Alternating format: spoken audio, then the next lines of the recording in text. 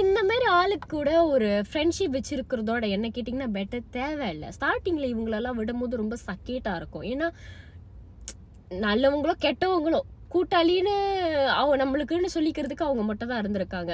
So இப்போ அவங்களெல்லாம் விட்டு தூரமாக போகும்போது அவங்கள விடும்போது நம்மளுக்கு அது வலிக்கும். ஆனால் ஒன்று மட்டும் ஞாபகம் வச்சுக்கோங்க, அந்த வலி வந்து ஜஸ்ட் டெம்பரரி. கொஞ்ச நாளைக்கு தான், கொஞ்சம் நாளுன்னு சொல்ல முடியாது, கொஞ்சம் மாதத்துக்கு, சரி கொஞ்சம் வருஷத்துக்கு அப்படி தான் இருக்க போகுது. அதுக்கப்புறம் உங்களுக்கு வந்து அது பழகிரும். இந்த மாதிரி ஆளுங்களெல்லாம் வந்து உங்களோட ஃப்ரெண்ட் லிஸ்ட்டில் சேர்த்துக்கவே கூடாது. தயவுசெய்து அது மட்டும் பண்ணாதீங்க.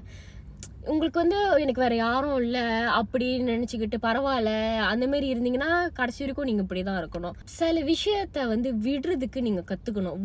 விட்டாதான் அது உங்களுக்கு வலி கொடுக்காது. நீங்கள் உங்ககிட்டே வச்சிருக்கிற போது அது வலிக்கும்.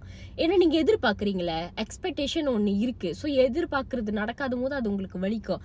இப்போது எனக்கு இருக்கிற ஃப்ரெண்ட்ஸ் சர்க்கிள் வந்து ரொம்ப சின்னது, ரொம்ப குட்டி, நிறைய பேர் இல்லை, எண்ணலாம் கையில் வந்து எண்ணலாம் எத்தனை பேர் இருக்காங்கன்ட்டு. ஆனால் எனக்கு இவங்களெல்லாம் என் கூட இருக்கும்போது எனக்கு ரொம்ப சந்தோஷமா இருக்கு.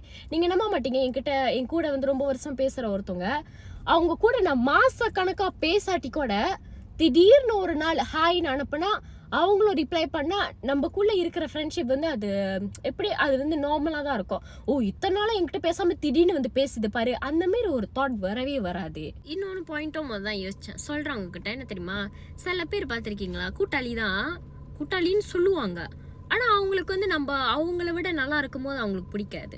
கவின்னு ஒரு இது சொல்லியிருப்பாரு, உங்களுக்கெல்லாம் நாங்கள் வந்து உங்களால் நல்லா இருக்கணும், ஆனால் உங்களை விட நல்லா இருக்கக்கூடாது. அது சத்தியமாக 100% உண்மை.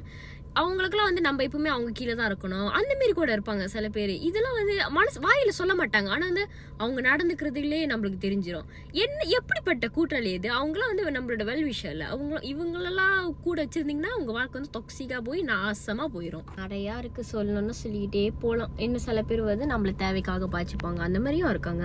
ஏதாவது தேவைன்னா மட்டும் கால் பண்றது, ரொம்ப நாளா மெசேஜ் இருக்காது, திடீர்னு மெசேஜ் வந்தா உஷாரா ஆயிக்கோங்க.